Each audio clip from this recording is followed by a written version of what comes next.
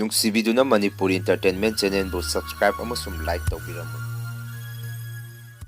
ꯃꯌꯥꯝꯕꯨ ꯑꯍꯥꯟꯕꯃꯛꯇꯗꯤ ꯀꯣꯛꯅꯣꯅ ꯈꯣꯏꯔꯝꯖꯔꯤ꯫ ꯉꯁꯤꯗꯤ real horror story ꯑꯃ ꯃꯌꯥꯝꯒꯤꯗꯃꯛꯇ ꯄꯨꯗꯨꯅ ꯂꯥꯛꯆꯔꯤ꯫ ꯋꯥꯔꯤ ꯑꯁꯤꯕꯨ ꯂꯥꯟꯊꯣꯛꯆꯈꯤꯕ ꯃꯇꯝꯗ ꯁꯣꯏꯈꯤ ꯂꯥꯟꯈꯤꯕ ꯌꯥꯎꯔꯕꯁꯨ ꯃꯌꯥꯝꯗ ꯉꯥꯛꯄꯤꯅꯕ ꯍꯥꯏꯖꯔꯤ꯫ ꯐꯔꯦ ꯑꯗꯨꯗꯤ ꯃꯌꯥꯝ ꯋꯥꯔꯤ ꯑꯁꯤ ꯍꯧꯅꯕ ꯇꯧꯖꯔꯒꯦ꯫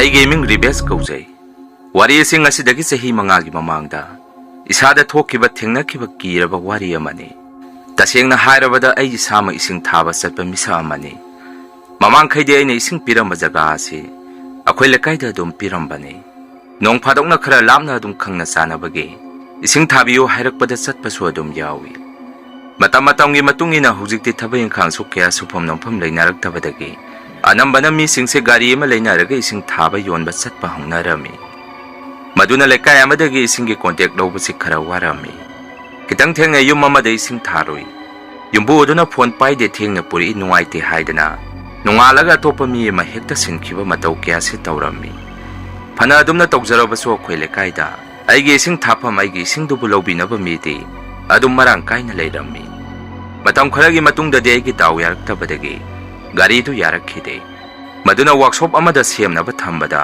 ꯃꯇꯝ ꯈꯔ ꯆꯪꯈꯤꯅꯤ ꯍꯥꯏꯔꯛꯈꯤ꯫ ꯆꯩꯔꯛ ꯑꯗꯨꯗꯁꯨ ꯂꯩꯀꯥꯏꯒꯤ ꯑꯇꯩ ꯑꯇꯣꯞꯄ ꯃꯐꯝꯁꯤꯡꯗꯒꯤ ꯑꯩꯒ ꯀꯣꯟꯇꯦꯛ ꯂꯩꯅꯕ ꯑꯩꯒꯤ ꯏꯁꯤꯡ ꯂꯧꯕꯤꯕ ꯃꯤꯑꯣꯏꯁꯤꯡ ꯀꯌꯥ ꯑꯃ ꯑꯩꯉꯣꯟꯗ ꯐꯣꯟ ꯇꯧꯔꯛꯈꯤ ꯏꯁꯤꯡ ꯊꯥꯕꯤꯌꯨ ꯍꯥꯏꯗꯅ꯫ ꯃꯗꯨꯗ ꯑꯩꯅ ꯒꯥꯔꯤ ꯁꯦꯝꯃꯤ, ꯒꯥꯔꯤ ꯍꯦꯛ ꯌꯥꯕꯒ ꯊꯥꯒꯤ꯫ ꯍꯧꯖꯤꯛꯇꯤ ꯑꯩꯁꯨ ꯎꯄꯥꯏ ꯂꯩꯈꯤꯔꯣꯏ ꯈꯨꯝꯃꯤ꯫ ꯑꯁꯨꯝꯅ ꯊꯥꯈꯥꯏ ꯑꯃꯃꯨꯛꯇꯤ ꯑꯩꯒꯤ ꯒꯥꯔꯤꯗꯨ ꯋꯥꯛꯁꯣꯞꯇ ꯀꯟꯅ ꯁꯦꯝꯃꯝꯃꯤ꯫ ꯃꯗꯨꯒꯤ ꯃꯇꯨꯡ ꯒꯥꯔꯤꯗꯨ ꯁꯦꯝꯕ ꯂꯣꯏꯔꯒ ꯃꯍꯧꯁꯥꯒꯨꯝ ꯑꯩꯁꯨ ꯏꯁꯤꯡ ꯊꯥꯕ ꯑꯃꯨꯛ ꯆꯠꯂꯝꯃꯤ꯫ ꯃꯇꯝ ꯑꯗꯨꯗꯗꯤ ꯑꯩꯒ ꯍꯥꯟꯅ ꯀꯣꯟꯇꯦꯛ ꯂꯩꯅꯔꯝꯕ ꯃꯤꯑꯣꯏꯁꯤꯡ ꯑꯗꯨ ꯑꯇꯣꯞꯄ ꯃꯤꯒ ꯀꯣꯟꯇꯦꯛ ꯂꯩꯅꯗꯨꯅ ꯂꯩꯔꯝꯃꯤ꯫ ꯑꯩꯈꯣꯏ ꯂꯩꯀꯥꯏꯒꯤꯁꯨ ꯇꯨꯔꯦꯟꯗꯒꯤ ꯏꯁꯤꯡ ꯔꯤꯖꯥꯔꯚ ꯇꯧꯔꯒ ꯇꯨꯇꯤ ꯄꯥꯏꯞ ꯇꯤꯡꯗꯨꯅ ꯂꯩꯀꯥꯏꯁꯤ ꯏꯁꯤꯡ ꯂꯣꯏꯅ ꯐꯪꯅꯔꯝꯃꯤ꯫ ꯃꯗꯨꯅ ꯏꯁꯤꯡ ꯊꯥꯐꯝꯁꯤ ꯃꯇꯝ ꯑꯗꯨꯗ ꯀꯌꯥ ꯂꯩꯁꯤꯜꯂꯛꯈꯤꯗꯦ꯫ ꯑꯩꯁꯨ ꯋꯥꯈꯜ ꯑꯃ ꯇꯧꯔꯝꯃꯤ, ꯀꯥꯟꯅꯗꯦ, ꯑꯩꯒꯤ ꯒꯥꯔꯤꯁꯤ ꯌꯣꯟꯊꯣꯛꯈ꯭ꯔꯒ ꯑꯣꯛꯇꯣ ꯑꯃ ꯂꯩꯔꯒꯦ, ꯃꯗꯨꯅ ꯐꯒꯗꯕ ꯃꯥꯜꯂꯦ ꯈꯜꯂꯝꯃꯤ꯫ ꯑꯗꯨꯕꯨ ꯅꯣꯡꯃꯗꯤ ꯑꯌꯨꯛ ꯑꯉꯟꯕ ꯑꯃꯗ ꯑꯩꯉꯣꯟꯗ ꯅꯝꯕꯔ ꯈꯪꯗꯕ ꯃꯤꯁꯀꯣꯜ 4ꯃꯨꯛ ꯂꯩꯔꯝꯕ ꯑꯩꯅ ꯊꯦꯡꯅꯔꯝꯃꯤ꯫ ꯑꯩꯅ ꯑꯃꯨꯛ ꯍꯜꯂꯒ ꯐꯣꯟ ꯇꯧꯔꯨꯕ ꯃꯇꯝꯗ ꯊꯥꯏꯅ ꯑꯩꯅ ꯏꯁꯤꯡ ꯊꯥꯔꯝꯕ ꯃꯤꯑꯣꯏ ꯑꯃ ꯑꯣꯏꯔꯝꯃꯤ꯫ ꯃꯤꯁꯛ ꯑꯗꯨꯅ ꯑꯩꯉꯣꯟꯗ ꯏꯁꯤꯡ ꯈꯔ ꯊꯥꯕꯤꯌꯨ, ꯃꯈꯣꯏꯒꯤꯁꯨ ꯇꯨꯇꯤ ꯇꯥꯔꯛꯇꯕ ꯀꯨꯏꯔꯦ, ꯌꯨꯝꯁꯨ ꯁꯥꯒꯗꯕꯒꯤ ꯏꯁꯤꯡ ꯃꯊꯧ ꯈꯔ ꯇꯥꯏ ꯍꯥꯏꯔꯛꯈꯤ꯫ ꯃꯗꯨꯗ ꯑꯩꯅ ꯑꯁꯨꯝꯅ ꯈꯨꯝꯃꯤ, ꯊꯛꯅ ꯆꯥꯅꯅꯕ ꯏꯁꯤꯡ ꯑꯣꯏꯗꯣꯏꯔꯥ ꯅꯠꯇ꯭ꯔꯒ ꯊꯛꯄꯤ ꯆꯥꯕꯤꯒꯤ ꯅꯠꯇꯕ ꯐꯤ ꯁꯨꯕ ꯀꯣꯜ ꯂꯤꯛ ꯆꯥꯝꯕꯇꯪꯒꯤ ꯁꯤꯖꯤꯟꯅꯅꯕ ꯏꯁꯤꯡꯂ ꯍꯪꯉꯝꯃꯤ꯫ ꯅꯨꯄꯥ ꯑꯗꯨꯅ ꯑꯃꯨꯛ ꯑꯍꯥꯟꯕꯒꯤꯗꯤ ꯊꯛꯅ ꯆꯥꯅꯅꯕ ꯇ꯭ꯔꯤꯞ ꯑꯃ ꯍꯥꯟꯅ ꯄꯨꯔꯛꯎ, ꯀꯣꯟꯅ ꯂꯤꯇꯔ 4,000ꯃꯨꯛ ꯃꯥꯒꯤ ꯇꯦꯡꯀꯤꯗ ꯍꯥꯞꯆꯟꯒꯦ, ꯌꯨꯝ ꯁꯥꯕꯒꯤ ꯅꯨꯡꯂꯪꯉꯣꯏ ꯆꯥꯝꯅꯕ ꯏꯁꯤꯡ ꯐꯥꯎ ꯑꯃꯠꯇ ꯂꯩꯇꯦ, ꯉꯁꯤ ꯑꯗꯨꯝ ꯂꯥꯛꯄꯤꯔꯣ ꯍꯥꯏꯔꯛꯈꯤ꯫ ꯃꯗꯨꯗꯒꯤ ꯑꯩꯁꯨ ꯋꯥꯈꯜ ꯑꯃ ꯈꯜꯂꯝꯃꯤ, ꯂꯝ ꯂꯥꯞꯄꯅꯤꯅ ꯅꯣꯡꯃꯗꯗꯤ ꯇ꯭ꯔꯤꯞꯁꯤꯡ ꯑꯗꯨ ꯍꯟꯒꯠ ꯍꯟꯗꯥ ꯆꯠꯄꯗꯤ ꯉꯝꯂꯣꯏ꯫ ꯃꯑꯣꯡ ꯌꯦꯡꯉꯒꯦ ꯍꯥꯏꯗꯅ ꯊꯛꯅ ꯆꯥꯅꯅꯕ ꯏꯁꯤꯡ ꯂꯤꯇꯔ 2,000 ꯍꯥꯟꯅ ꯃꯐꯝ ꯑꯗꯨꯗ ꯄꯨꯗꯨꯅ ꯆꯠꯂꯝꯃꯤ꯫ ꯖꯒꯥ ꯑꯗꯨꯁꯨ ꯂꯝꯕꯦꯟ ꯀꯣꯏꯂꯥꯁ ꯊꯥꯔꯝꯕꯒꯤ ꯑꯇꯣꯞꯄ ꯂꯝꯕꯦꯜ ꯑꯃꯗ ꯑꯃꯨꯛ ꯌꯥꯝꯅ ꯋꯥꯅ ꯐꯥꯎꯔꯒ ꯂꯥꯛꯑꯝꯃꯤ꯫ ꯑꯩꯅ ꯐꯥꯎꯔꯤꯕ ꯂꯝꯕꯦꯜ ꯑꯗꯨꯁꯨ ꯂꯧꯕꯨꯛ ꯂꯝꯍꯥꯡ ꯉꯥꯛꯇꯅꯤ꯫ ꯉꯜꯂꯤ ꯐꯥꯎꯗꯤ ꯂꯧꯕꯨꯛꯇ ꯃꯤ ꯈꯔ ꯑꯗꯨꯝ ꯊꯦꯡꯅꯔꯝꯃꯤ꯫ ꯂꯝꯕꯦꯟꯁꯨ ꯈꯔ ꯀꯣꯏꯊꯣꯛꯑꯒ ꯂꯥꯛꯄꯒ ꯌꯨꯝ ꯑꯗꯨꯗ ꯈꯔ ꯊꯦꯡꯅ ꯌꯧꯔꯝꯃꯤ꯫ ꯍꯦꯛ ꯌꯧꯕꯒ ꯑꯩꯁꯨ ꯏꯁꯤꯡ ꯑꯗꯨ ꯌꯨꯝ ꯑꯗꯨꯗ ꯄꯤꯔꯝꯃꯤ꯫ ꯏꯁꯤꯡ ꯊꯥꯔꯤꯉꯩ ꯃꯇꯝ ꯑꯗꯨꯗ ꯌꯨꯝꯕꯨ ꯑꯗꯨꯗ ꯑꯩꯅ ꯑꯁꯨꯝꯅ ꯍꯥꯏꯔꯝꯃꯤ, ꯇꯥꯃꯣ, ꯑꯁꯥꯏꯗ ꯏꯁꯤꯡ ꯊꯥꯕ ꯃꯤ ꯑꯃꯠꯇ ꯂꯩꯇ꯭ꯔꯣ?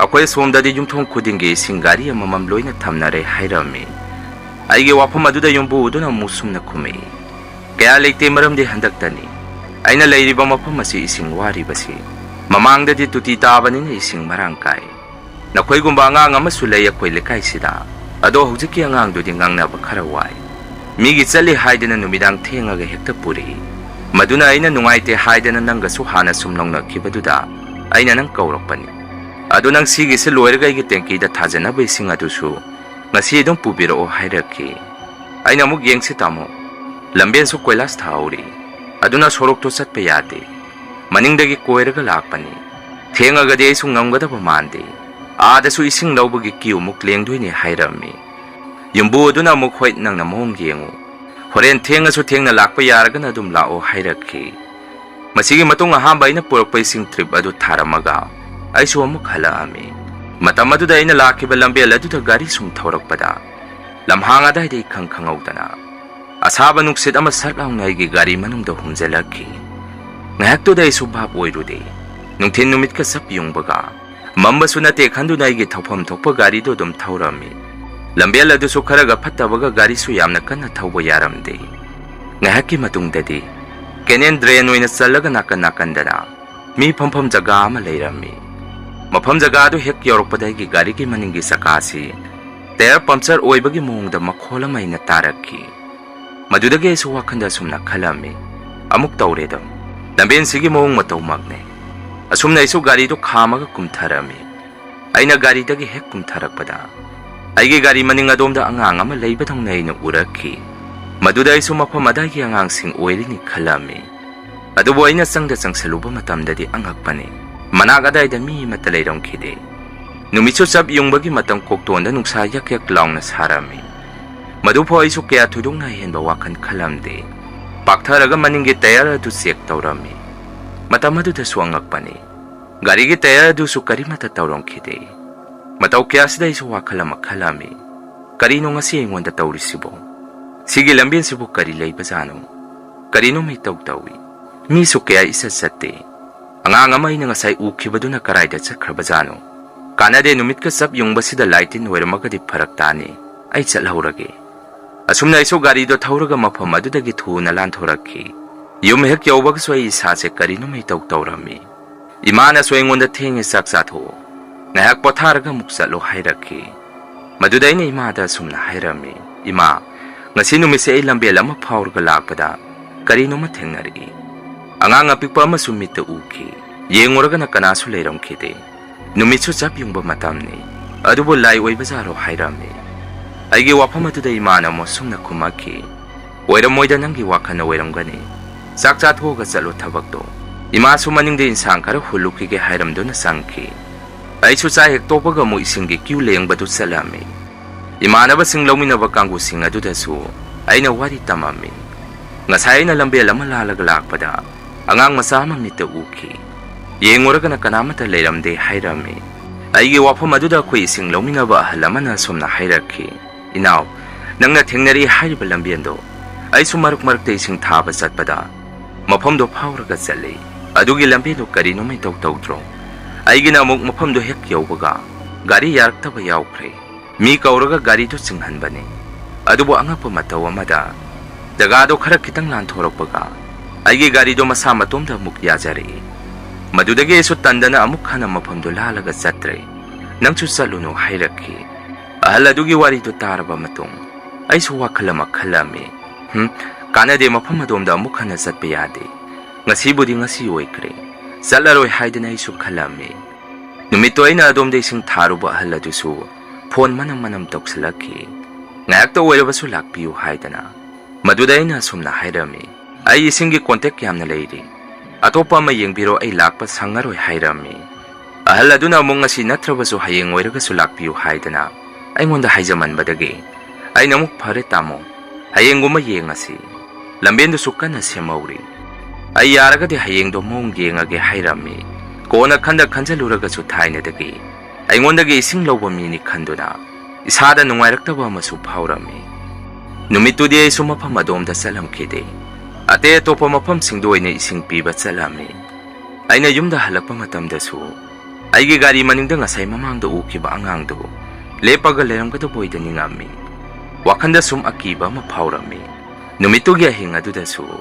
Ay gimangda dadagi masano piya kuya magi. Laydi malay. Madugi laydi angangi sanapot aduna. Ay natumlingay inakta sa nga aga kauri melaki. Ay hingadu da iso hikik singa kakapami. Ko na di imana tumba hudok piraki. Aduga kay dawraki hangami. Maduday na sumna kumi. Ima. Mangda ko yabe magilaydi siya sa nga aga kauri melami. At sige laydi siya makoy kada tamuso. Yeng bada haynate hayrami. Ay giwado taba di ima sunuog at hoki. Nung hengaan baga di iso mukhanagi matawbom. Ising taba muk salami. Numito su tangda numini. Ngarangi halado su numito day na migi ising piringay. Ay ngonda pon hanjan toksilaki. Inaw misri kay nung langoy samna ba ising amata laytre haydana. Luy na sanakre. Mapamasayda pukri turien su nagnalay ba matayawde. Nayamagi pukri do su nung tamalakta badagi. Ising luy na kange. Nang yaraga di nga siya mukta nayamagi ising do pubiro o hayraki. Maduday na sumna hayrami. Ado tamohi gilambien surok to kwelas taba luy krabo. Maduloy kradi ay laki na traga di maningom dagi. Koithoga lakpadu lambe namna phatte hairami. Ahal aduna amuk loikrabani. Gari adum chanaba ui. Nang mong yengaga ngasidi soiba yaroi ko hairaki. Phone adu thamkraba matung aisu mong yengage khalami. Asumna iso pung mari muk tasalakpadagi. Ahal aduso phone toroktre atoppadagi ising lauramani khanduna. Aroiba trip ama migi ising tharamaga yumda hankrage khalami. Asumna wakan khalingai ahal adu muk phone toksalakpadagi. Aisu mina yamna haijaba haibadu tarani. Lambien dusu gari sangba yaramani satbirage khanduna. Mi magi ising tharamaga isu ahal adugi ising du puraga. Mafam adomda muk salami. Taubadabu makhoi lambela sumba sorok tudi. Ising gari gumba sanghandri. Ngarang da koilas thabada ngairi. Gari masa gumade ate gari kharadi sanghalli. Hayeng dagi de yarani sangba yakiroi hairaki. Maduda isu isada khoirang khoisaung bama phaurakhi. Tokthoga yumda hankrage haiba pau khalami. Adubu kona dinga sige numisina roibu oirage. Asuk sangngi singsu purak hankiba pharak tarani khanduna. Gari mamai leithoga lambien phataba domda muk koiraga laami. Pungsu manga makhai muk tare lambel aduda sum gari thorpa matamda. Ahan kharasu khongna walking chalaga lehoba thengnarami. Aisu pung yamna thingjalaktrngaida sasat pithoamaga halake khanduna. Gari do khara kanna thorami. Ngayaki matungdadi yum adusu yaurami. Ay lakpa ubada ahal adusu yamna harausarami. Ibungo nang lakpiba phare.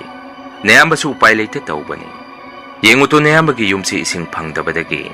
Loisanba yata leire. Turiandagi singkhatkadabaduso khoigidi. Manung sangbani na khara lapnay. Upay leite gi pukri sisu ising kange. Thangnabagi da pukri amati lei. Ado misu ising kangnaba matamoy banina. Ay na khara lauge hairubado yaraktre hairaki. Wapam adu day na mo. Haresa tamo kitang thurasi. Lambia lasumba dusu ising puba gari sangba yakiroi haidana. Koithoga labuk lomdagi phawrga lakpani. Numidanga oibaga domdo lambien su phatte. Hankibada pharak tai. Kitang thunaba tausi haidana. Yum aduda ising du thuna piramaga. Aisu halaknaba siyam sarami. Asumna isu yum adudagi thoroktuna lambia ladomda halakpa haurami. Taubadaba lambia ladudi.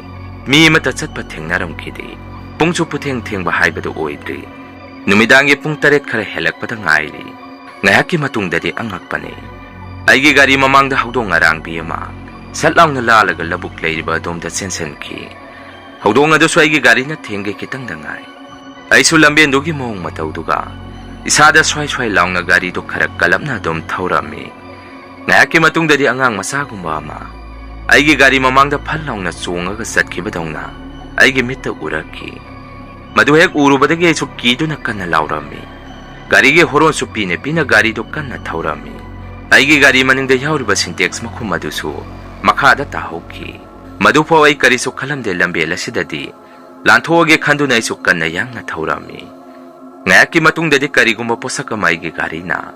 Takay bagi mongda isada phawki. Seragaduda su yengbada kiraba angangama. Aigi gari mamang thana sum chienba may na urami. Koonadi usin na chinyumlaki maingan khara uba hauraki. Madu ubaday su isada khara sapare khanjarami. Matamaduda ikang kangawdana. Aigi gari sakada karigumba arumba posakama yan badawna. Gari do makon ahuwa matho amaga. Gari do kanglep-lepki. Timing aduda isu dum kangjarami. Ay nga chidi tengnok tamme haidana. Panakwira po isu kido na gari ge thonga do hangtoong kide. Wakanda su lambia lasda mi matalakpira ka di haidana kalami. Aigi gari maningda yauriba ising hapa syntax manung adudasu. Karigumba posaka masangbagi makhola mataraki. Tanja aduda pokpada ngairiba ngang amasu. Kapagi makhola mataraki. Ngayaki matungdadi imanaba ma phone tawraga kaurami. Bhai, ay gari yadre amukta lakpiyo hairami. Laibak phabadagi imanaba dusu ising tharuraga halakpa timing thoami. Gari dagi susukum tharamde. Ngayak lairagadi imanaba dusu lambela tuda lakpa ina urami.